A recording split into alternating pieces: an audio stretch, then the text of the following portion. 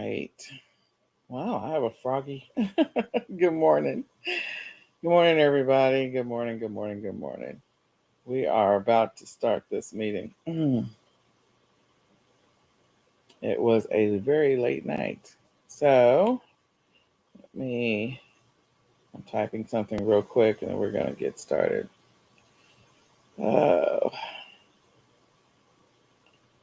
all right. So, hi, my name is Nicole Whitlock and I am with eCom Sellers. My passion is helping people get organized, get focused, get consistent in their business so that they can achieve their goals, their dreams, their wishes for their business, whatever that happens to be. So if you're a person and you're selling on Amazon or eBay or Etsy or Shopify or Walmart, if you're doing print on demand, drop shipping, if you've got a private label product or you want to have a private label product, any of those things, um, I'm here for you. I really am. You can connect with me. We are live in the e-commerce planning Facebook group where I'm broadcasting a sheet that we're going to walk through, an outline that we're going to walk through. So you can join me in the e-commerce planning Facebook group. It is a open Facebook group. It's a public one, so you can go there and you can also download the document. And we're going to step through everything that we need to do for next week. Next week is a critical week in our e-commerce businesses for a couple of different reasons. One, taxes, not Texas. I know I have a little bit of a Southern accent, so that probably is coming across. But yeah, taxes, Taxes, not Texas. But in any case, next week is taxes. In addition to that, it's the first full week of April and the first full week of quarter two. So we want to make sure that we're engaging in the things that are going to help us in our e-commerce business since it is the first full week of April and the first full week of quarter two. So if you're new to me again, my name is Nicole Whitlock. I'm with eCom Sellers. And again, my passion is helping people on their e-commerce journey. So if you're selling online, selling products online, or you want to sell products online, I want to help you get started right. I feel like this is one of the most neglected areas of the e-commerce journey. I think people see things on YouTube and they get excited and they get going in their e-commerce business, or they connect with somebody or sign up for someone else's program, and then they don't really get their business foundation laid out right. And they get frustrated because they're not where they want to be, or they're not making the money, or they can't figure out how to scale the business or to grow the business. And I think getting organized and planning is one of the key steps to having a successful e-commerce business, to getting to that $1 million e-commerce business. I think everyone that gets to that $1 million part or above that, they are intentional about everything that they do in their business. They're 100% focused. They are organized to some extent. I've met some non-organized $1 million sellers. And I think because they were so consistent and they threw so much at their business, they reached that number, and then they try to figure out how to sustain it. They can't figure out why they're not sustaining it, and it's because they're not as organized. So trust me, I get it. If you want to connect with me, you can connect with me going to www.ecomsellers.com and then select coaching, and I'd be happy to meet with you and schedule a free 20-minute coaching session where we can go over what your plan and your strategy is for your e-commerce business. What are the things you're doing in your business every day, every week, every month to help grow and scale your business and to get it to where you would love it to be. If this is, your full-time gig, or if it's your part-time, if you're using e-commerce to help you achieve a specific goal. Like for me, I first started in the business in 2014, and my objective when I got in it was just to raise some extra money to care for my kids, because I have 2 special needs kids. And so that was my objective. And then it became, okay, well, then I'll have some money to be able to pay for our very first vacation. And I did. And then it became, oh, okay, well, I need to have some money to be able to pay for our annual medical deductible, or those special doctor's appointments that are not covered by insurance. And so it has become and evolved into many different things. But my initial goal was just to make some extra money to cover expenses like, oh, special supplements and the special diet, and oh, I need a helper, that kind of stuff. And so it's grown. And I don't know what your goal or objective is. And if you don't have one, you should probably establish one so that you can reach that goal. That's the only way you're going to be able to do it, is by tracking it. If you don't already have an ecom planner, I'm going to encourage you to grab one, because the ecom planner is going to help you be able to do what you need to do to plan in your business. So on the ecom planner, we do have a weekly planning section of the planner. Let me get there, where you can put together your weekly plan. You can establish your weekly template, and you can also establish your daily activities. So there's also checklists and everything. So we have the digital planner, and then we also have the physical one. I actually have the physical one on my desk right now. And so we're going to look at the month of April. But yeah, in the weekly planner, you can come in here and put this in here. So let's get started on our week. I'm going to try to get this done in an hour. I'm going to try to get it done in an hour. Every time I've done a weekly session, it always goes over an hour. So we're going to see. We're going to start right now, an hour and 5 minutes, and see if we get that. So the first thing is, again, if you're in the e-commerce planning Facebook group, you can see this outline. If you're not, I'm live on Clubhouse, and I'm just going to go through it. So the weekly planning document, it's about being intentional every single day, making those incremental improvements, implemented over time can reshape the future of your business. And I believe that it's the little things. I was actually talking to my son about this last night, and because I talk to him about this all the time, but it's all the little things that you do that help you reach that bigger goal. So an example would be a person who's trying to lose weight. You don't just lose weight all at, okay, I went for a walk and now I've dropped 50 pounds. That is not how it works. What ends up happening is that the consistency of walking every single day, even if you start out small, like let's say you start 5 minutes, 10 minutes, 15 minutes, 30 minutes, whatever it is, you can start off small just so you can build in the consistency.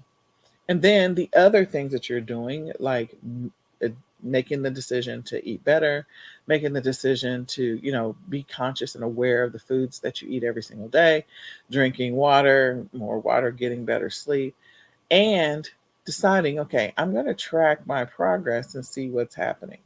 So there's a difference between just getting on a scale every single day and seeing if you're losing weight versus all of the pieces combined. There is the walking plus the eating better, and tracking what you eat and making a note of those things, and then drinking more water.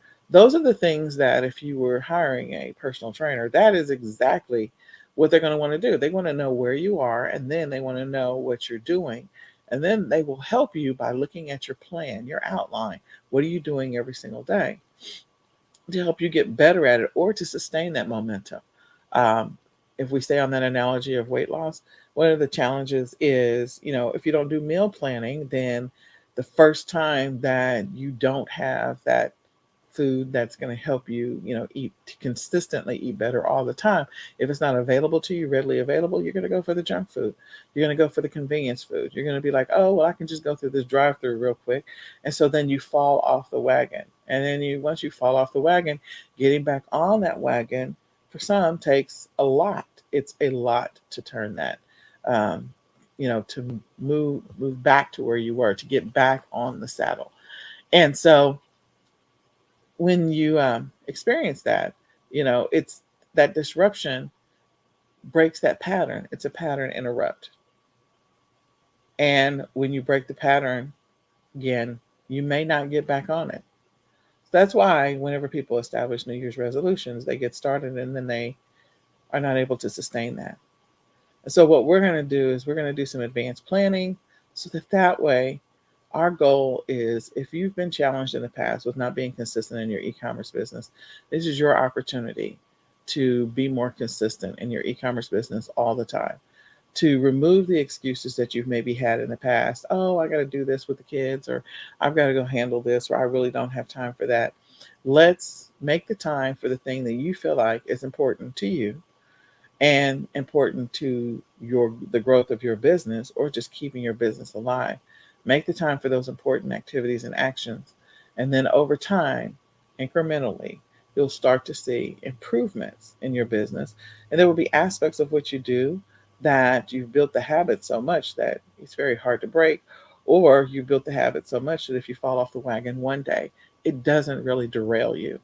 So that's the goal, is to be consistent in our e-commerce business and do the things that are going to help us to reach the goals. So the first thing is that we got to build out our weekly template. You can build out your weekly template using so many different tools. This is probably going to take you, if you haven't built a weekly template, it's going to take you probably a good 30 minutes or so. It may even take you an hour. Um, why do we need a weekly template? Think about a budget. If you're trying to regain control of your spending, you're trying to figure out, I make $10,000 every single month, but when I balance my budget randomly, like I don't balance it all the time. Okay. So when I balance my budget randomly, I can only account for $6,000. Where's the other 4,000 going? So the only way to gain control of that is to build a budget that says, okay, this is my estimate and this is my actual. Okay, let's go through and write them all out. First thing is mortgage.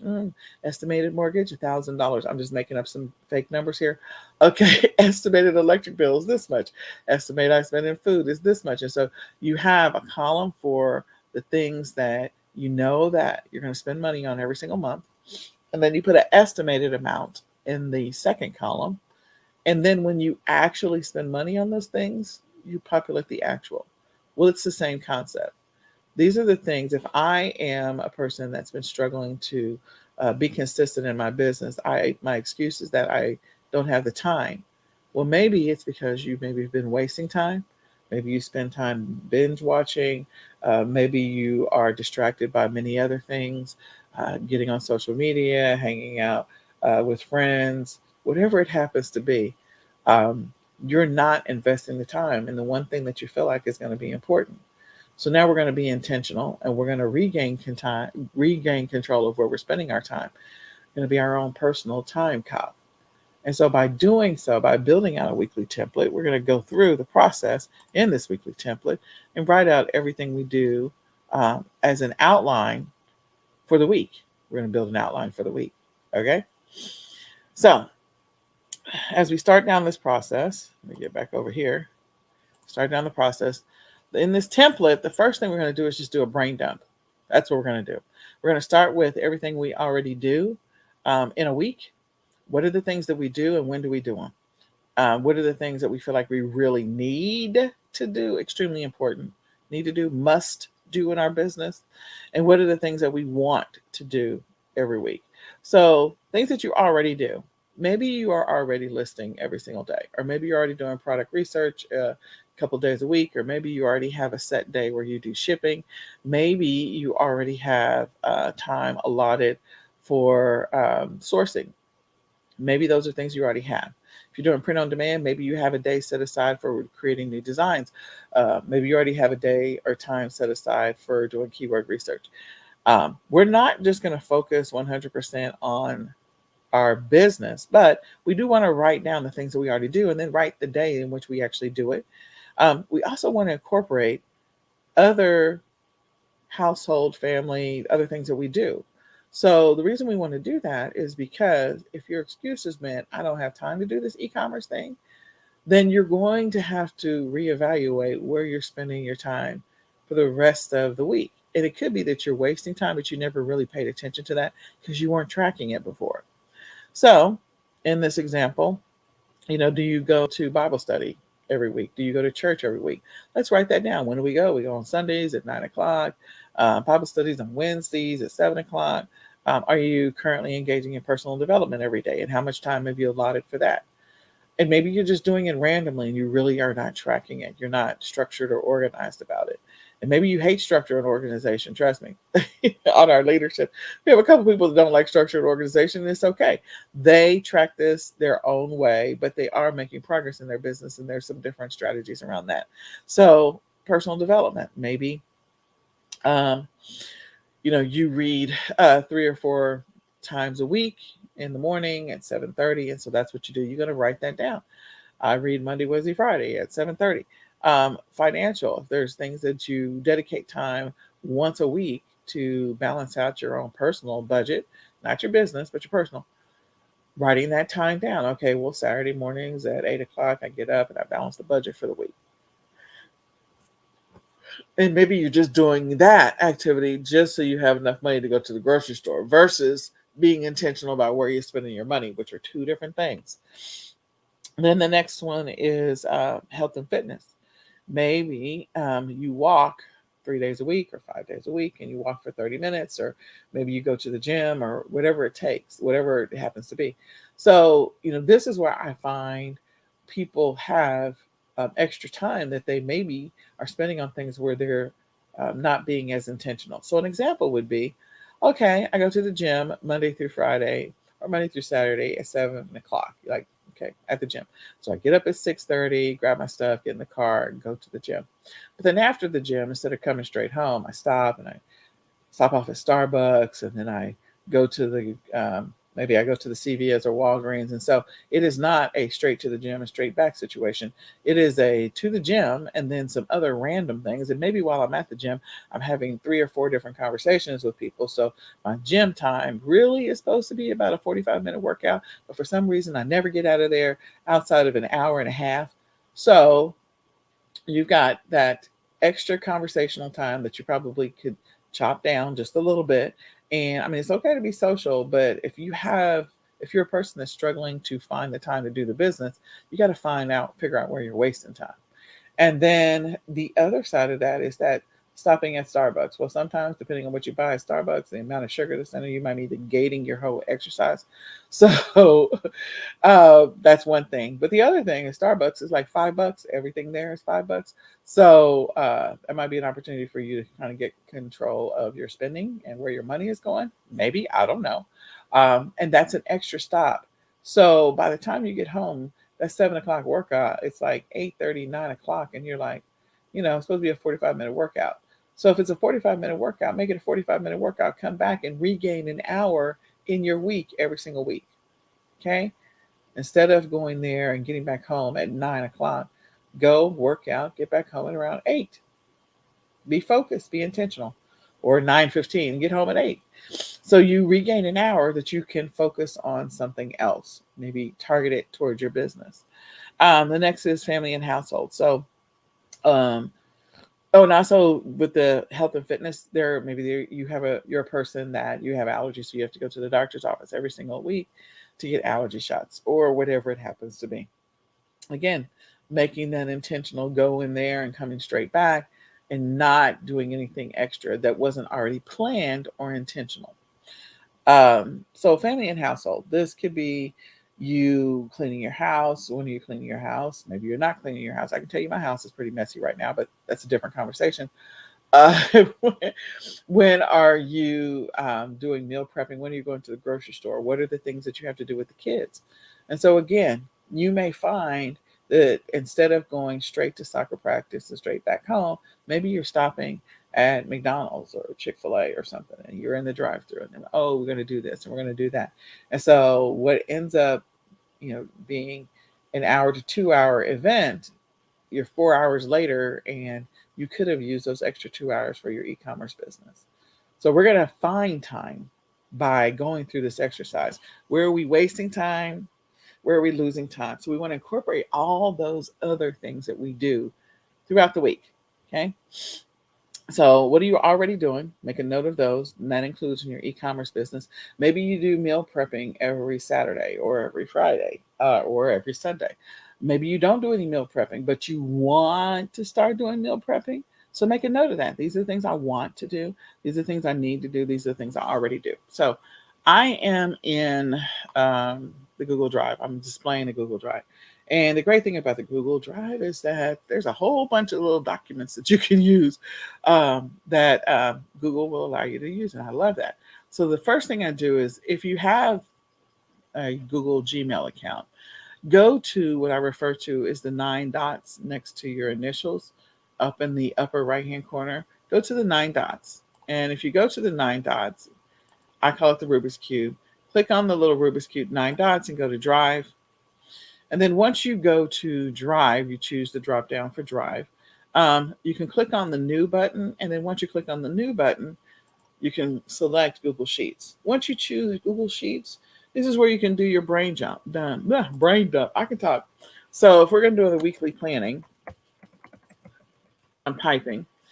I can start with everything. I'm going to leave that first column. So everything I already do. So these are the things that I already do. We're just doing a brain dump. We're creating a list going straight down. These are the things that I need to do or must do every single week. Okay.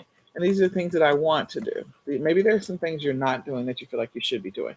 Like every week I should be, listing, you know, I don't know, 5 days a week or 7 days a week. And so the reality is what I'm currently doing is I'm listing twice a week and that's it, nothing else. So you got to the listing because that's where you're going to make the money. So you make your list going straight down. You can widen the columns on your Excel spreadsheet, or if you want to refer to this Excel. It's not Excel, it is Google Sheets is what it's really called. But you can widen the columns so that you can just start listing going straight down all of these things. Okay, just go straight down. And you want to list next to it, when are you doing these things? If it's something you're already doing, when are you doing these things? If you're going to Bible study on Wednesdays, write down Bible study Wednesday at 7 o'clock. That's a good starting point. It's a reference point.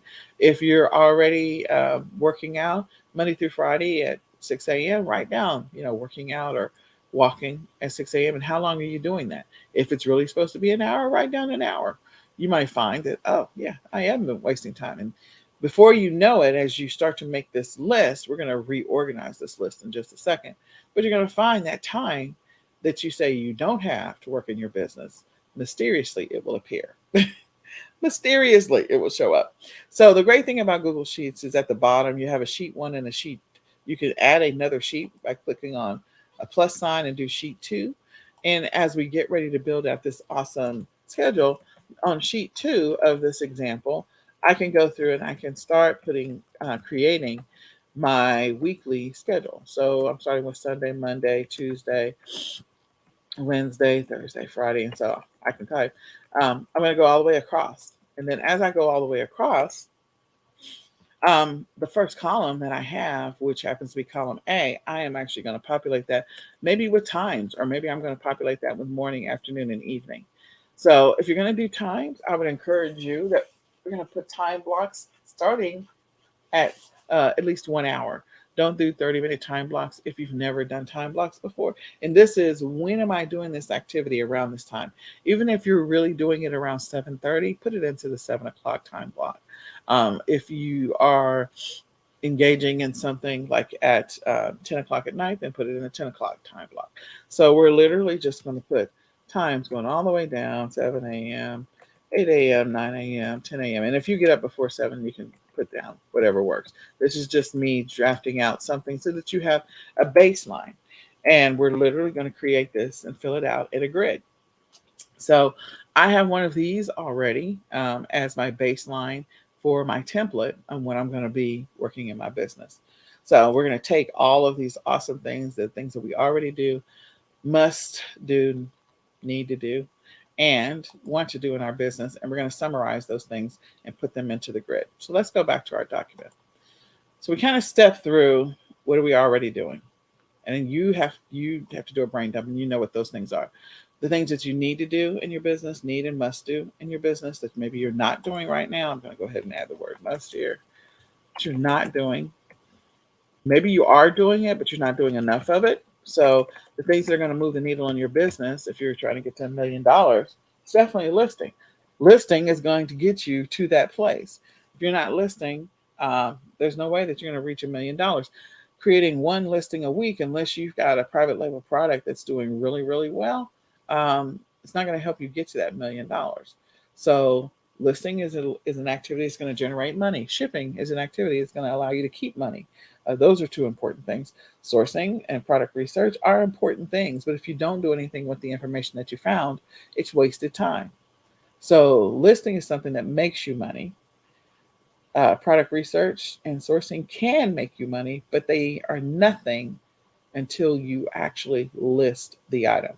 They're nothing. They're just an activity that you engage in, okay? Until you actually do something with the information you collected, okay? So we write out our family and household activities. When are you taking the kids to the park? When are you making time for family night? When are you sourcing? When are you doing product research? All of those things. So let me step down through this list. The activities that you'll be doing in your business. Here we go. So those activities that you'll be doing in your business is there's always a sourcing activity that you should be doing.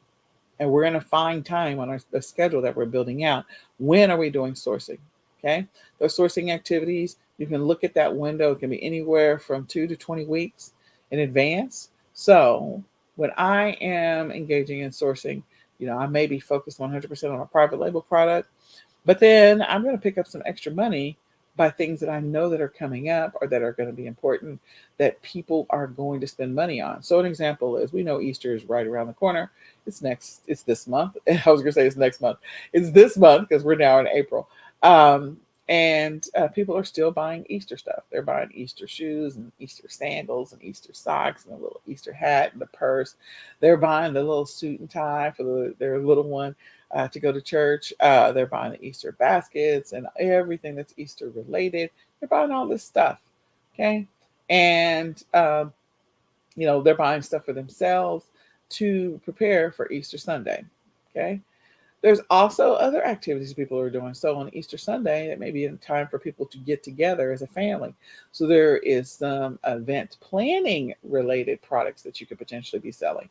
That's everything from, okay, maybe we're going out for a picnic on Easter Sunday, or maybe we're getting the family together because we haven't seen each other in 2 years because of the stupid COVID. And so now we're going to all get together. And so people are going to be buying things for, the Sunday dinner, getting together, congregating at the house. And that's another one that people may not be thinking about. So what are those things that people need to buy? Well, that's a great one for replenishables and consumables. So if you don't want to sell the Easter stuff, definitely can sell anything that's going to be a replenishable or consumable that's around Easter Sunday. Now, we're right up on that. So can I still make some money? Yeah, I can make some money. So I can make some money with my private label product, and then I can also make some money with sourcing and selling those products that I know people are going to spend money on. Some of those things they're going to go to the store for, but some of those things they're going to order online, just have them delivered. Nothing like not going to the store. Trust me, people have now experienced the joy and the convenience of not going to the store, and some people are going to continue that. And so those people that are going to continue that, those are your people. Those are the people that you want to be selling to. So make sure that you have products available for them to buy. All right. So there should be sourcing activities that you're going to be engaging in on your plan. And if you haven't thought about that, this is a great opportunity for you to think about it. There should be some research related activities that you're engaging in. That's product research, listing research, keyword research. These are all things that you should be doing in your business. There should be an activity around this, and you should make time for it. Now, some of these are bled into another. So maybe your keyword research happens when you're doing listing. I don't know. But again, it's still an activity that every seller, no matter what they're selling and what platform they're selling on, should be engaging in. They're doing some level of listing research. What's my title going to be? What's the description going to be? What are the keywords that I need to put into the listing? Or they're doing research on products. What are the products that people are going to be buying? What are those keywords? What's the key? What is Google Trends telling me? Is this a viable product? So they're going to go out there and do that product research to see, is this a viable product? Is there a demand for it? Is there an interest for it? And moving down that path. So as a seller, or maybe a new seller, this may be something you're not doing, you've never done. You just randomly assumed because this is what I buy, so I figure people buy the same thing. And now we're going to make some intentional decisions about our e-commerce business because we're thinking through all of the pieces that get buyers to buy a product. Okay. The next one is a listing related activity. Whether you're doing it yourself or using a listing tool, it is still a listing related activity. So that includes the title, the description, the photos, the price. Are you cross listing? Because I drive traffic. So are you cross listing or not? Are you selling on multiple platforms? So, are you using tools like List Perfectly or some other tool to cross list onto other platforms? Are you sharing those listings out on social media? Maybe that's something you're currently not doing and you feel like you want to start doing. So again, it's a listing that technically is traffic and marketing, but still an activity. And then are you sending those listings through ping farms so that again, so you can get more traffic to your listing? Then the next one is a shipping related activity. Again, it could be that you're not shipping yourself. Maybe you're drop shipping, and so you've got integrations in place that when somebody buys, then the integration automatically sends the information over to the supplier so that it's shipped directly from them to the customer. Maybe you're integrated with a fulfillment center. And so, again, it's a shipping related activity, whether you are physically doing it yourself, maybe you're receiving your wholesale products and then you're packaging them up and sending them off to your fulfillment center or Amazon FBA, Walmart at WFS, whatever it happens to be. So, there's a shipping related activity, or maybe you are fulfilling the orders yourself. Okay. So there's some shipping related activities that you should have on your schedule. And when I say that, like if you are a person that just logs in every day for 15 minutes just to check to confirm that the shipment was actually sent out from your whoever, whether it's your fulfillment center or your supplier, that could be your audit or confirmation. I said that really fast. Next is administrative activities. So, running reports on your different platforms, filing taxes. That one's a big one this week. That's coming up. The week that's coming, the next 2 weeks. That's a big one. Account reconciliation, your bank, reconciliation, reconciling how much money you made and how much you're spending. Establishing a budget. Maybe you don't establish a budget. Maybe you should start. Again, this is a business. You have to know that if you bought a franchise, let's say you bought a McDonald's franchise, you got to sit down and do the books. You got to sit down and work on a budget. You got to figure out how much money you're spending, how much money's coming in, how much money's going out.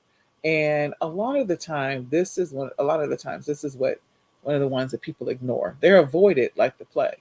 They don't spend any time doing account reconciliation, business reconciliation of anything. How much money did I make? How much came in? How much is going out? They also don't know what's happening with their inventory. Oh, I'm out of that. Oh, crap. So it's not, I'm preparing for the fact that I'm going to be out. So I'm going to go ahead and order the inventory based on my current sales and based on my current trends. I am based on where we are and how much I am selling right now of this particular product. I'm projected to be out by this time. So I should probably go ahead and order it now so that I'll have enough inventory in stock when this thing sells out and I have new inventory on its way. Versus you have this dead window of I ran out of inventory, I placed an order, it took them 6 weeks for it to get in stock and ship it to me. And so now I've lost 6 weeks worth of revenue. You see the difference? We're planning. We're preparing for that. And so if you're sitting down and doing your administrative activities, then you'll be aware of your projections. You'll be aware of when you're potentially going to run out of something if it's something that you sell on a regular basis. So I'm going to run out of XYZ here. Or you'll be prepared for those spikes. So maybe you're a person that sells office supplies and I don't know, pens. We'll just go with that for right now. So you're selling office supplies, you're selling pens. And so pens are probably selling steadily all throughout the year. But there's a couple of spikes and when pens go up. So one might be around back to school time.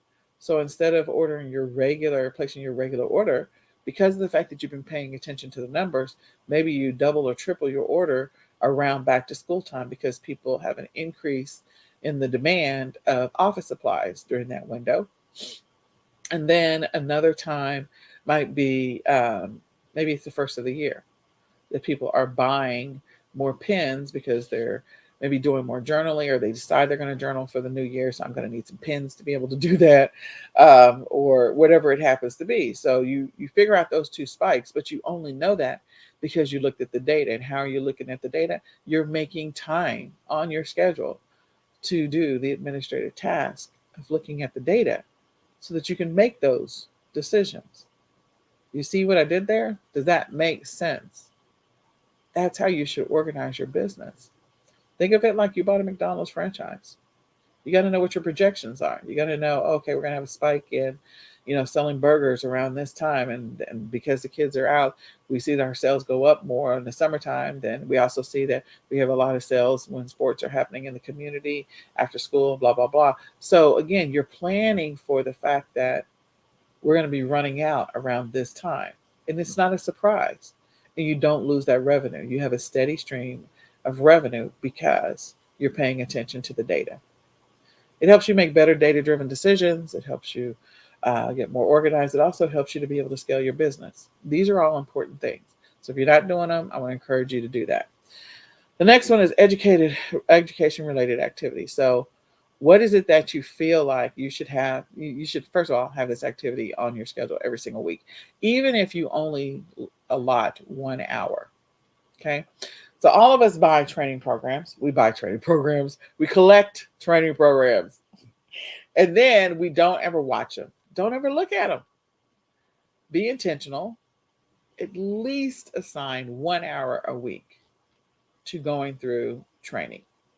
Whether it is things that you feel like you need to get better at, maybe you're not really good at keyword research and you feel like I need to get better at keyword research before Q4. So I'm strategic about this. I look at from now until the beginning of Q4, I've got, in this example, April, May, June, July, August. I include September into my Q4 numbers, just so you know. So April, May, June, July, and August, 4 months, okay, in this example, even though September's in Q3. I got 4 months, and in those 4 months, I got 4 weeks. So 4 months and 4 weeks. 4 times 4 is 16.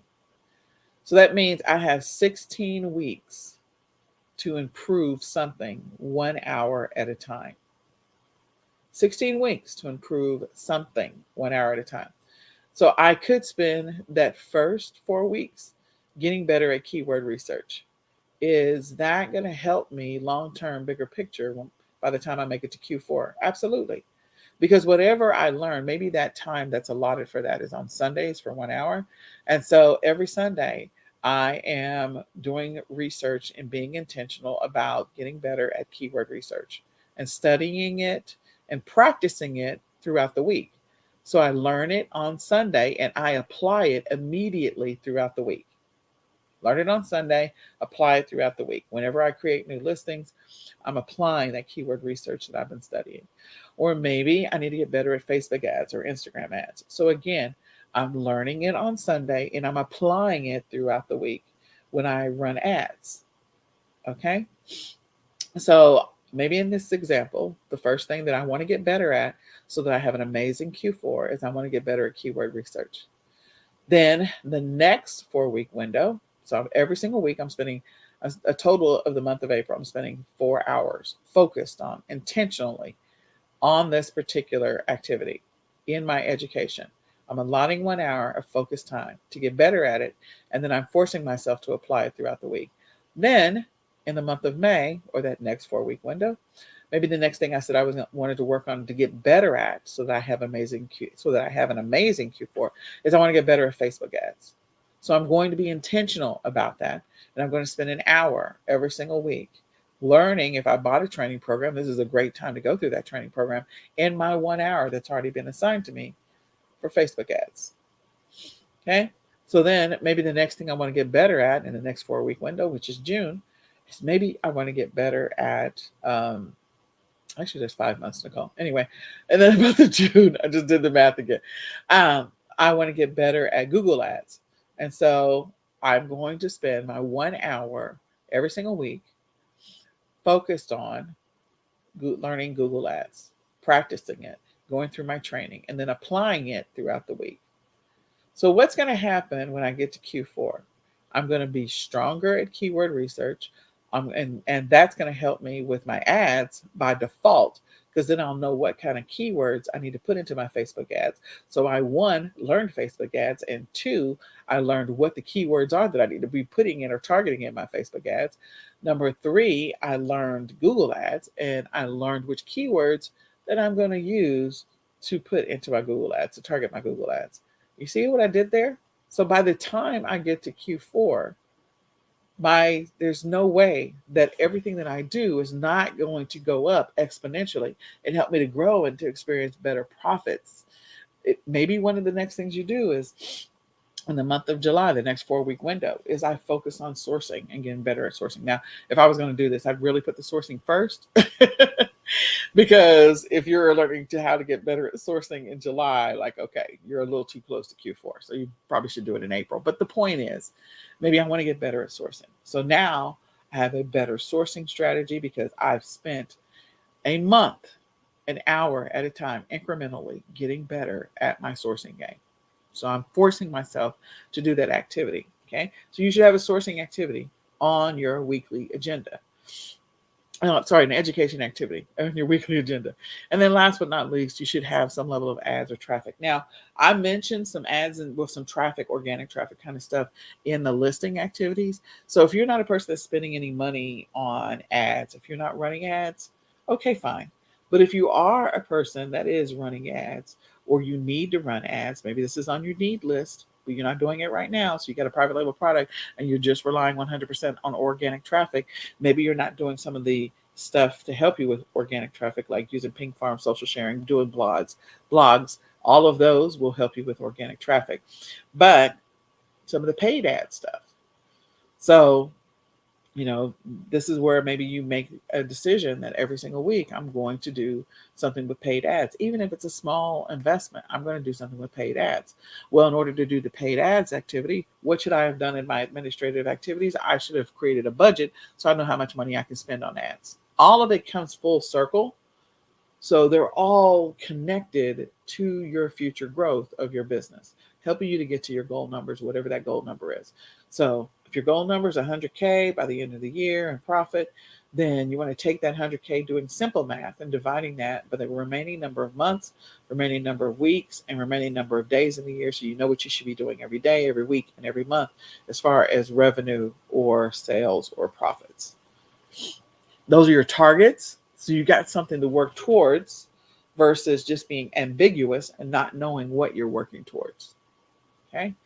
Think of it like weight loss again. You got to know what you're working towards. If your goal is to lose weight, I want to get to, 50 pounds lost in 6 months. I got to know how much I should be trying to lose or working to lose every single week in order to get to that 50 in 6 months. So you got to know what you need to be doing in your business in order to get to that goal number. So after we kind of do this brain dump, this list, you can create that again in Google Sheets. And we're going to come down and we're going to organize that brain dump list that we created, all those columns that we filled in. Say, okay, you probably have a whole bunch of stuff now that you feel like should go in the must or want column that you never really paid attention to before.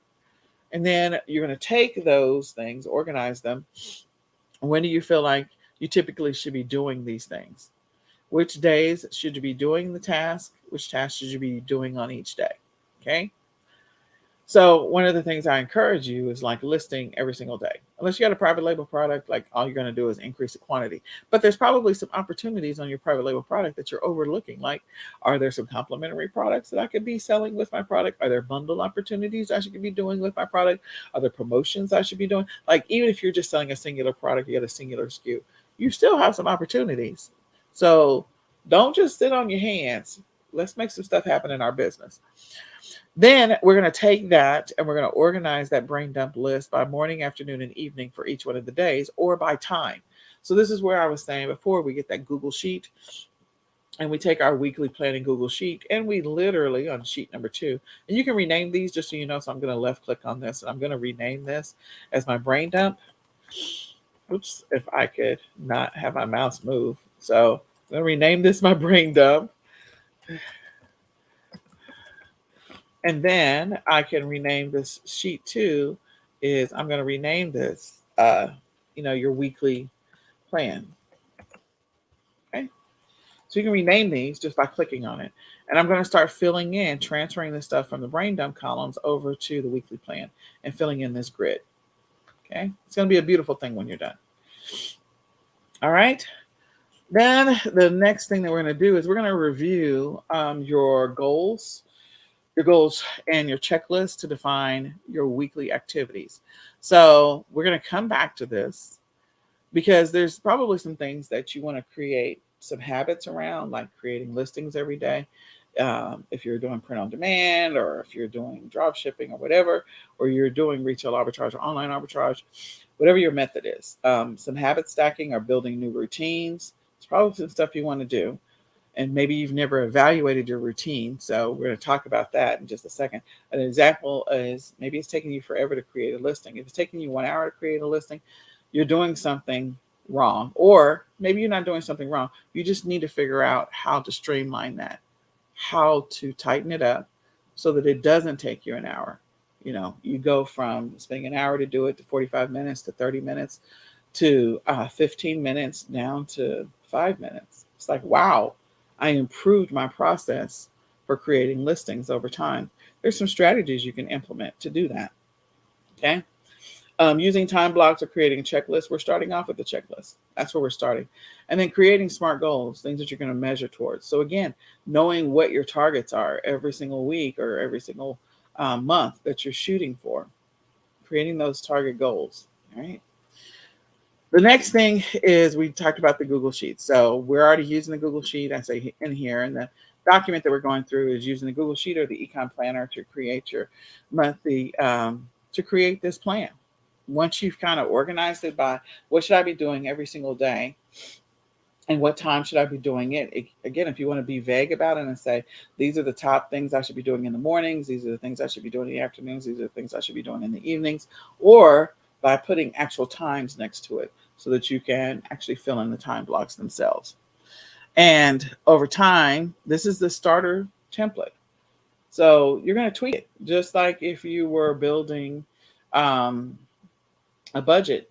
When you first build your budget, that's not the budget that you live with forever. You tweak it, you make adjustments to it.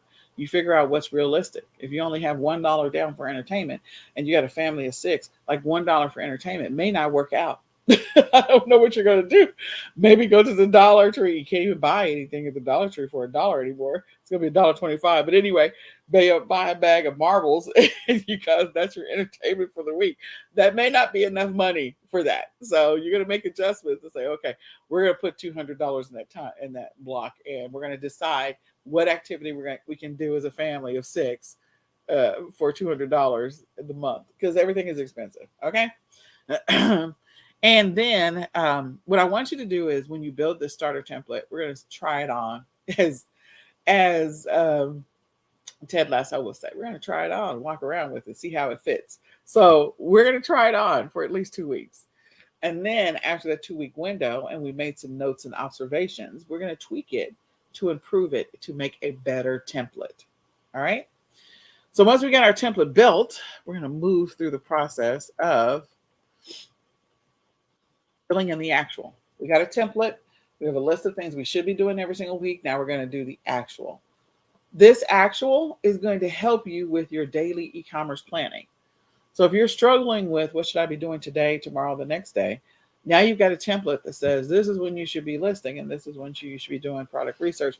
And when you find yourself that you've been wasting time initially as you try on this new schedule, your subconscious mind and everything about the habits, the bad habits that maybe are not serving you well, everything about those bad habits are going to try and fight you implementing this new plan. Just be prepared for that. You're going to have to come back every single day and read your daily schedule. Read it, and memorize it, write it, speak it out loud so that you can, over time, force your subconscious mind to submit to this new routine, this new schedule you're working to enforce, that you're working to implement. Because again, when you're doing something by force, it becomes, it becomes stressful. Now, the reason why I said we're going to start with the things we already do in our business at the very beginning of this process, and it is because of the fact that we're trying to minimize the force that we're placing on ourselves. Because whenever you place force on yourself, you're increasing the stress level. We're not trying to make it so hard that we induce like a whole bunch of extra stress on ourselves. We're not trying to put that extra stress on ourselves. What we're trying to do is say, okay, what are the things that we're doing naturally, organically in our lives so that those things are natural flows to our life, the way we live it right now. And then we're going to incorporate these other things around that natural flow. If your schedule had been random all before, we're just going to regain back some of that time that we've been wasting in different pockets throughout our day, so that over time we have a more intentional, more focused, and a more productive day. You'll find that as you do this over time, you're like way more productive than you've ever been before. It's like, I don't know, I got laser focused. Yeah, you got laser focused. You got rid of all the time wasting activities that you were doing that you didn't realize you were doing. Now, those time wasting activities, some of them were probably fun. And I'm not trying to take all the fun out of your life. You just want to, increase your awareness of what you're doing. Get a watch, put a timer on it, set yourself hourly alarms, whatever works for you. Put alarms on your phone. Trust me, I have alarms on my phone. And, so that you can increase your awareness. It will literally, if you're engaged in something that is time wasting, that alarm will go off and you'll have to push the button to turn it off, and you'll go, oh, I'm supposed to be doing something else right now. Hey, I got to go right now. I'll catch you guys later. Whatever it happens to be, if you were talking to somebody on the phone or hanging out with somebody at the gym, you will go, I'll get with you later, so that way you can get focused on the next activity and get back on track. Okay. So we're going to build this weekly plan. After we build our template, the template's going to be our guide on what we're going to do, and I'll show you a template in just a second. And before we get ready to do our actual for the weekly plan, we're going to review whatever we established on our monthly plan. We're going to review our monthly goals, our income producing goals, operational goals, marketing goals. These are all things in the monthly planning session. If you did not join us for the monthly planning session, you can go to the e-commerce planning Facebook group and just do a search at the top for monthly. And we did that session on March the 27th. So on March the 27th, you can go and listen to that session so that you know what you need to do for your monthly plan. Then you're going to establish what are the priorities for this week. So as you build out the template, there may be some things that are priorities for this week. In this week, I would say that definitely taxes goes on the priorities list. So that would be one that would definitely be at the top, is taxes. So putting taxes on your priorities list. And then the next one is, because I think that's something that for next week for sure. So your administrative time for next week may be more inflated than it would be traditionally. So you may have to borrow time from your sourcing activities window or your product research related activity window or your other windows, and you may have to put it towards administrative tasks because you got 2 weeks to finish these taxes. Okay, just being realistic. So the first 2 weeks in April are going to be a little weird. The second 2 weeks of April should go back to normal. And this is one of those things that's sort of an exception. So write down your priorities. What are the big ticket items that need to happen this week? The other thing, so taxes should be on the list. Okay, those are your weekly priorities. But if you've already got them done, great, congratulations. If you don't, put them on the list. The other thing is, don't just think about your business related priorities for the week. There might be a couple of things that are extremely important for your family or for you. So if you have little ones and you haven't gotten their Easter basket, that might be a priority for you. Like, you do not want to get to Easter and not have any of the Easter basket that your child wanted. So order the, Disney Princess Easter basket. That's a big deal maybe for your child. So if it's important enough to your family, or if it's important to your health, or it's important to your personal life, like maybe this is the week that you call your mom because maybe she's having surgery Monday, and so you want to make sure you call her every single day. Whatever it happens to be, put those important things into your weekly priority in addition to the business related stuff. So you have space in your e-commerce planner for that. Don't overlook those important things. And again, it's not always business related. Now, from a weekly priorities business standpoint, like this might be the window in which you order a bunch of red, white, and blue if you didn't already order it. Okay, because you got all these activities that are coming. There's voting in May. You've got a lot of voting stuff. You got Memorial Day in May. So there's a bunch of stuff that's happening in May. I think also May in the e-commerce planner, when we did our monthly planning session, like it's Patriots Month. So there you go. The other thing is, so thinking about those advanced things. If you're ordering inventory from China and you know that it takes longer to get your inventory over here, then this might be the window in which you place a bunch of orders in this week for inventory that you're going to need 20 weeks from now. So again, that might be on your priorities list. So go through your monthly plan and just kind of eyeball that and see what's there. And then what are the habits that you're really wanting to implement and then you want to track? Whatever those habits are, don't just put them down for this week and then establish a whole new set of habits for next week. That's not really habit tracking. that's putting stuff down to track for 7 days, and that's what that is. That is not habit tracking. Okay. Real habit tracking is something that you want to do consistently, at least over a 30-day window. Some would say 21, 27 days, whatever. I'm going to say 30, 60, and 90. I really feel like if you do something consistently for 60 or 90 days, you're really going to be able to move the needle in whatever that is. So an example would be, I just drank some water. So we're going to say water only because it's the next thing that's next to me. So drinking water every single day. Maybe you are not drinking enough water. Maybe you're drinking 32 ounces and you're not really paying attention to the fact that you're only drinking 32 ounces and you want to get to 64 or to 96. So you have to be intentional about that. You put down on your habit tracker that you're going to drink 96 ounces daily, and you're going to track whether or not you did or did not every single day. And you're going to do that for this week, and then you'll put it back on the schedule or on the planner for next week, and you'll put it on the schedule again or on the habit tracker for the following week and the following week, so that by the end of April, you've actually built a real habit around drinking 96 ounces of water versus just tracking it for 1 week and say, hey, I've already done it. I'm doing good. And I got the habit down. No, you don't have the habit down. You don't. And you really wouldn't technically have it down in 30 days. You really should be doing something consistently without breaking for at least 30 days. And so we know that there's going to be some days in there that you probably did like 64 ounces. And so you don't have anything on the habit tracker. Your goal is not to break the streak, as Jerry Seinfeld will say. So maybe you track that for another 60 days, or sorry, for another 30 days. And so then now you have, 60 days worth of tracking. Now it's a habit. Now let's establish some new habits that we want to track. So if listing daily, if you're doing retail arbitrage or print on demand and you have not been consistent about that, you can start off with something basic, like I'm going to create 1 listing or 2 listings a week. And we're going to start off with that as not a week, a day, 1 or 2 listings a day. So maybe it's 2, something you can accomplish. So let's go straight into the goal stuff. But your habits should be things that you're going to track for 30, 60, 90 days. Okay. So now that you built your actual from your template and you filled in all the blanks, let's look at the template, because I need to know when I'm listing and what am I listing.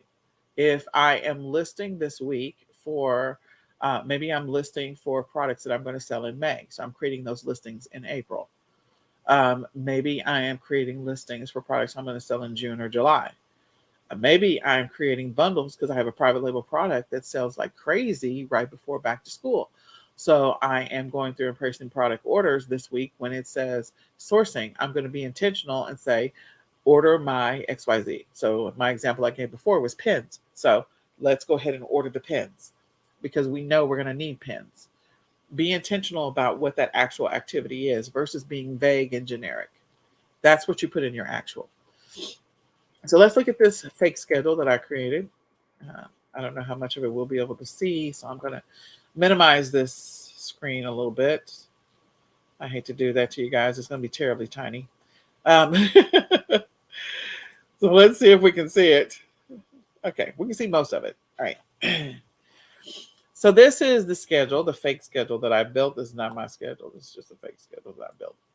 And then this fake schedule, which is the outline for the plan. We have Sunday through Saturday, and we have the activities that we're doing every single day in hour blocks. Again, if you don't want to be this detailed, you cannot be this detailed. I don't want to stress you out if this is overwhelming to you. Then create something that's a little more general, maybe putting it in morning, afternoon, and evening, making it easier for you to be able to attain it over time and to build the habits around it. So in this example, I have activities on my schedule, and I'm just going to point the highlights. I'm not going to read the entire thing, but it goes Sunday through Saturday, and I have every single day, there is a listing related activity in this example. So the assumption is this person's doing some level of print on demand, maybe some drop shipping, or maybe they're doing retail arbitrage, online arbitrage, or thrifting. Okay. So I have a listing activity on Sunday. It happens to be in the 8 o'clock block up in the morning. I have a listing activity Monday through Friday. It's at 10 o'clock at night after I get the kids to sleep in this example. And then on Saturday, I have a listing activity that's at 6 o'clock. So I have listing on here every single day, 7 days a week. I'm being intentional. Whether I'm actually listing for the entire time, or I am maybe using a listing tool to do some bulk listing, or maybe I am listing one singular thing, whatever that happens to be. I got it in a time block. I'm making time for it. So I'm going to engage in that hour. I'm going to engage in actual listing. That means, title, description, pictures, all of that, pricing, all of that goes in there. The other thing that you'll notice in this schedule is that I am doing product research a few times throughout the week. So in this example, I'm doing product research Monday, and then I'm also engaging on Tuesday. Monday at lunchtime, maybe my lunchtime, I'm spending at least 30 minutes of my lunch hour doing some product research. Why? Because on my way home, maybe I'm going to stop at a store and pick up a couple of things. So instead of going to the store and walking around randomly, I'm going to be intentional about the things that I am actually going to purchase. If I'm doing retail arbitrage, I'm doing the research at work on my lunch hour, so that way on my drive home, before I get to the house, I can stop, make a quick pit stop, and buy those products that I am going to be selling. So I'm sourcing from product research I did earlier in the day. And then at night, I'm going to go ahead and create the listings at 10 o'clock. So then now I'm making more progress. Instead of sourcing, and then trying to list throughout the week, I'm being intentional about I source it. I do the research on it, I source it, and then I list it that evening. So I have slots to be able to do that in an organized manner. The next thing is I might be doing some sourcing on my lunch hour. That could be some online arbitrage, or that could be some drop shipping. So I'm buying some products that I could be selling, and I'm doing that on my lunch hour. And it's not really I'm spending the entire hour doing it, but I have it in that time block. Maybe I only spend 30 minutes actually doing it.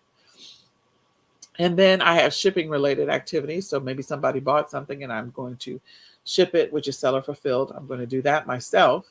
And that evening, I am listing. So if I source some stuff on my lunch hour, some online arbitrage, maybe I build the template for the listing and I have it saved, so that way when I have the product in hand, I can go ahead and activate that listing. So I am intentional in this schedule, this fake schedule that I built for myself. I used the example before. We go to church, so I have that in a time block from 9 until 11 on Sunday. I have family time from 12 until 3 on Sunday. So I have some intended time to be spending with my family.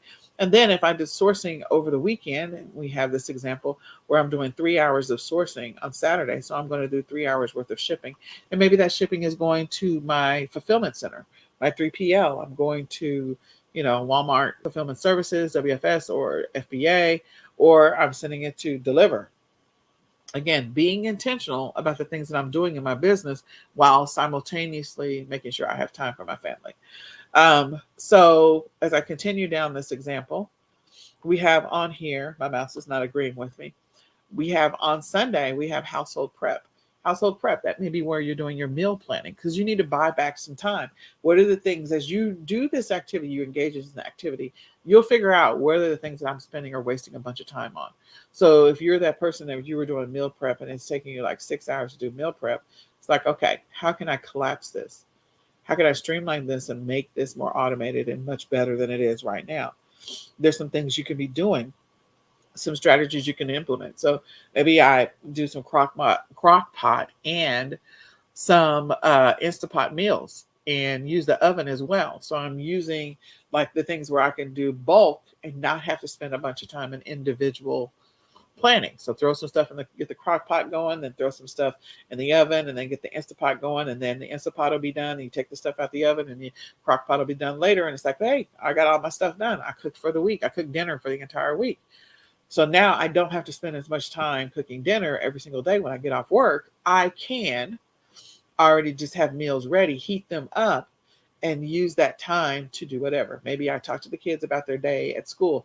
Maybe I help them with their homework during that window as well. Again, collapsing activities, streamlining the activities so you can regain time. That's the goal. Okay. So this fake schedule, in the morning, it shows that I'm getting up at 9 o'clock. I'm doing my meditation. Maybe I'm spending 15 minutes doing meditation and 45 minutes working out. So that could be something I'm doing at home, or I'm going to the gym, whatever your plan is. That's Monday through Friday. And then after that, I'm coming back and I'm getting the kids ready to go, get out the door, going through their morning routine and get them out the door. Hey, goodbye. I love you. Gone. And I'm going through my morning routine to get ready to go to work. Okay. As I go through this exercise, I'm working every single day, Monday through Friday from 9 until 6. And then on my way home, I'm engaging in some level of activities that are going to help me in my business. So you'll make the observation that on Tuesdays and Thursdays, I'm doing drop-offs to the post office on my way home. Look at that. And I'm also doing drop-offs for shipments on Saturdays. And I'm also doing I'm working on shipments on Sunday. So I'm literally every other day, Tuesday, Thursday, Saturday, and Sunday, I am engaging in shipping activities. And I'm being intentional about that so that way I can continue to move the needle in my business. So this is a fake schedule. You build a fake schedule for you. Figure out when you're doing the things that you need to do in your business and how you want to do them so that way you can start making the progress you want to make in your business. So the next thing we're going to do, and I'm not going to go through the other, is I want to close this out by looking at your goals. So I talked through a bunch of the activities. These are things that you do in your business. It doesn't matter which form or method of e-commerce you're doing. You're doing these. Everybody is listing. Everybody is shipping something. I mean, you might not be shipping it physically yourself, but there's some level of a shipping audit, shipping confirmation. There's a shipping activity. Everybody is sourcing. Everybody is doing some level of research. Everyone is like, you wouldn't be selling stuff if you weren't doing these things. Even if you're doing thrifting, like you're going into a thrift store and you are sourcing. And some of the products that you find, you're going to have to do a little bit of research to figure out how much you're going to sell them for. So yes, everybody's doing it. Maybe they're doing it incrementally, but you're doing it if you're doing e-commerce, okay? You're selling on any of these platforms. So let's talk about some of the habits. Before I talked about many habits, many goals. Many habits, they are things that you want to sustain the momentum in. And I use the example of listing. If right now you have not built the habit of listing every single day consistently based on your e-commerce model, maybe your e-commerce model warrants you listing every single day, no matter what. But you're not consistent about it. You're only listing 2 days a week, and you're like, I know I must be listing, need to be listing. I need to be listing 7 days a week, period, no matter what. Got to figure it out, So you can establish a mini goal of listing one thing a day, 7 days a week, no matter what. That goes in your habit tracker. You start off small because you're just trying to build the muscle around the routine. You're just trying to build a habit of consistency for this thing. You will scale it up because listing one item is attainable. It's easily attainable. It's something you can achieve. So the goal is to set the activity low enough, or the goal for that activity low enough that you can actually achieve it without causing yourself massive stress. Now that we've built the habit or the routine about creating one listing a week, and we've done that for 2 weeks, now we're going to increase that to, I am now going to create 3 listings a day. And I'm going to do that for 2 weeks. So I start off with 1 listing a day for 2 weeks. Now I'm going to do 3 listings a day for 2 weeks. If your ultimate goal is to get to 10, we're going to gradually increase that number every 2 weeks so that habit stays intact. So that no matter what, you're always listing every day, no matter what. So we'll go from 1 to 3 to 5 to 7 to 9, and then we'll eventually hit 10. And you're like, woohoo, I did it. I got there. It took me 2 months to get there, whatever the number is, but I got there. You're building the habit of the routine. So create a goal that's easily attainable. Same thing with drinking water. Like maybe you start off with, I'm going to drink 32 ounces. Then I'm going to go to 48. Then I'm going to go to 64. Then I'm going to go to 72. Then I'm going to go to gradually increase it over time so that it is something that is easily attainable. Okay. Habit stacking is like building out your routine, but finding opportunities to streamline those things in your routine to make them more efficient, more targeted, more focused. So I use the example of creating listings every single day. If you're a person that's struggling with, it takes me an hour to create listings, and because it takes me an hour to create listings, I have listing fatigue, and so now I don't want to list it all, so now I just don't do it. Okay, let's fix your listing routine. There might be something in there. Let's dissect what's happening in that listing routine. Let's break it down into pieces, bite-sized pieces. And let's break down, okay, the things, the components of a listing are the title, the description, the photos, the price, you know, and the specifics, of course, and how am I going to ship this thing? So as I am sourcing, one thing I could do is make sure that I'm intentional about the types of products that I source so that I'm sourcing things that I can sell in a specific size or ship in a specific size packaging. Okay. So you make an intentional decision that maybe you're not shipping big stuff. Maybe that's your decision. Maybe you're always shipping things that I can put in a padded envelope. So now I know how I'm always going to ship everything. So that makes it easier. I've now streamlined two things. I've streamlined my information when I create my listing, my shipping information.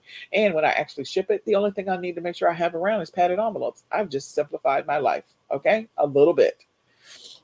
Or simplified a different piece of my life. The other thing is, as you are going through that whole example of the listing, maybe what you do, depending on the platform, is maybe you sell similar. So if we sell similar, then I don't have to create a listing all the time. Or maybe you piggyback off of an existing listing. So now I don't have to create listings. So I go from adding a product to my inventory, and that's my listing being active, spending 1 minute versus an hour. I've now streamlined it big time. And again, that's based off of the platform. If you still have to create listings yourself, there's, again, I'm just talking about strategies here. Strategies. You look at the process that you're engaging in and figure out how to streamline or simplify it. The other thing is you can break down what is it that's taking you the most time. Is it that the order and the sequence in which you are actually going through the process to create the listing, is that's what's sucking up all your time? Like, okay, I get started, I log into the platform, I'm sitting down, now I got to go get the stuff that I'm about to list. Okay, why do you have to do that? You should be, when you're sourcing, if you're out and about doing retail arbitrage or thrifting or whatever, you should have it right next to your desk on the stuff that you're going to sell. When it comes in, maybe make the decision that when you buy inventory, as soon as you walk in the door, the first thing you're going to do is take the tags off of it, clean it, and take the pictures. That's one less thing that you have to do when you're going to be focused on shipping. So streamline and automate that process so that you're not going back and forth like a zigzag or like a scatter diagram. You're focused 100%. I don't have to get up and go get the items that I'm going to list. And then I got to get up and set up the camera and set up the lights. And then I got to clean the item and take the stuff off of it, take the tags and blah, blah, blah. Then after I do that, after I take the pictures, now I got to save the pictures down and I got to rename them. And I don't know what the keywords are. So then I got to go stop and do some keyword research and figure out what the keywords are going to be.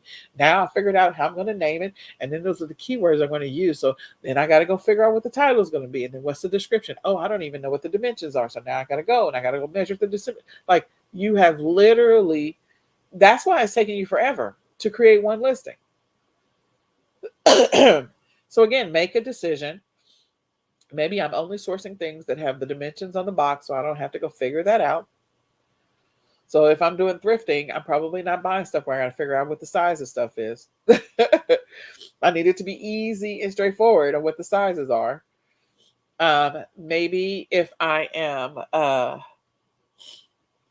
selling products that are requiring, I'm not selling things that are requiring a bigger box. I'm not selling things that's a complicated title that I have to do some heavy keyword research. Maybe I'm selling similar things that I've already sold.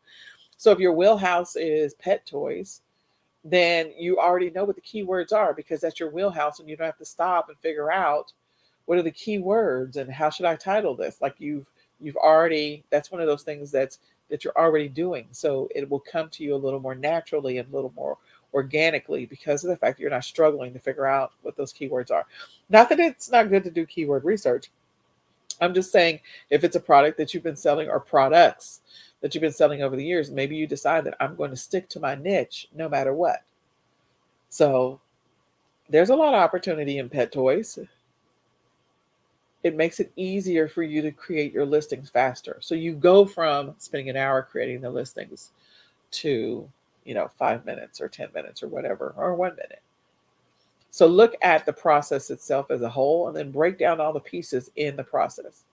Figure out how you can streamline it, automate it, cut the fat out of it, so that way when you do sit down to list, you can just straight list. That's it. And you go much faster. Time blocking, I use the example of the time blocking the actual schedule. So the one thing I will say about time blocking is if this is new to you, where you're blocking off time to say, I'm going to block off an hour every day to create listings. I'm going to block off, whatever, 30 minutes. Don't do any 30-minute blocks if this is new to you. If you have been doing it for a while, breaking things down into 30-minute blocks is fine. The reality is, of that 30 minutes, you're probably only going to be productive 25. So just accept that. And to make sure that you at least take a brain break, especially if it's things that involve an intensive thought or extensive research. If you like looking at that data, that's great. But just make sure you get up, take a break, and come back to it so that you can continue going. Because the reality is, when you are actually saying that you're going to work an hour, your brain is going to focus for a certain period of time, and then it's going to get fatigued. And so that's the reason why I say don't break it down to 30-minute time blocks if you've never done that before. You have to train your body and your brain over time to be able to focus on those things for that period of time. So start off with an hour, even if it's only going to take you 30 minutes to do something. Okay. And know that in that hour time block, there's probably some other things that you can marry into that time slot. So spending 30 minutes creating listings and, checking to make sure your shipments went out automatically. Those, that's one that you can combine the two, and it's two different activities. So then that way there's a breakup of it. Everyone has a most productive time of the day. You need to figure out what that is over time, and then put or engage in the activities that are going to make you the most money as often as possible. Put those into that time block. So if your most productive time of the day is first thing in the morning, maybe you decide you're going to work out after work, so that way you can take advantage of the fact that that's your most productive time of the day, and you can engage in things that are going to make you the most money in your business, like creating listings and sourcing and product research and shipping. Like you can do the shipping after work. So I'm just saying, figure out your most productive time of the day and do as much as you can in that window, because you're going to get more done in that window, because again, that's your sharpest time of the day. So we all have it. You just have to figure out where yours is. When is yours happening? Creating checklists. I believe that those are great, because then as you're checking things off, you feel a sense of accomplishment, and it also helps you to sustain momentum no matter what. That's the great thing about checklists.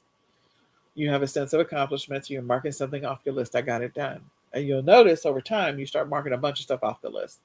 So, build a realistic schedule that's going to work for you. And then the last thing is make sure that you have measurable goals, things that you are measuring against.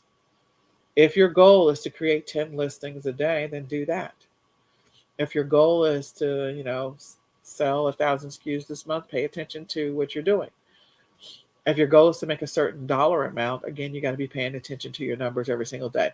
So in the daily planning sessions that we do, we talk about the things that we're tracking, so that we can make sure we reach our goals. And as you go through and look at the ecom planner, in the ecom planner, you have a bunch of daily tracking stuff that's happening.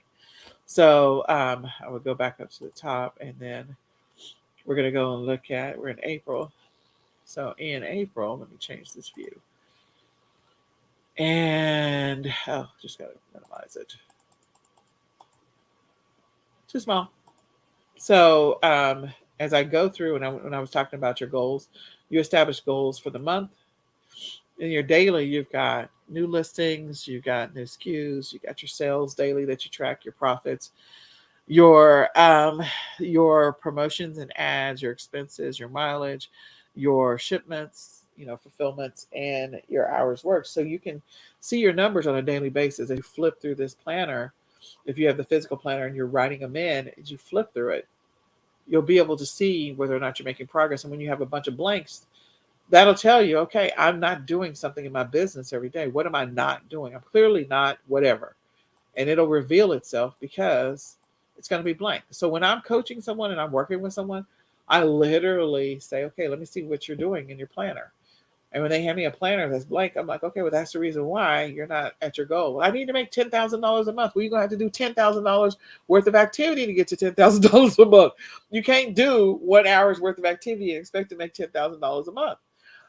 There are some people that works because they've dialed into what it is that they're selling and how they need to sell it and what are the things that they do to sell it. But if you're new to the game, you're not there. So let's build the muscle so we can get there.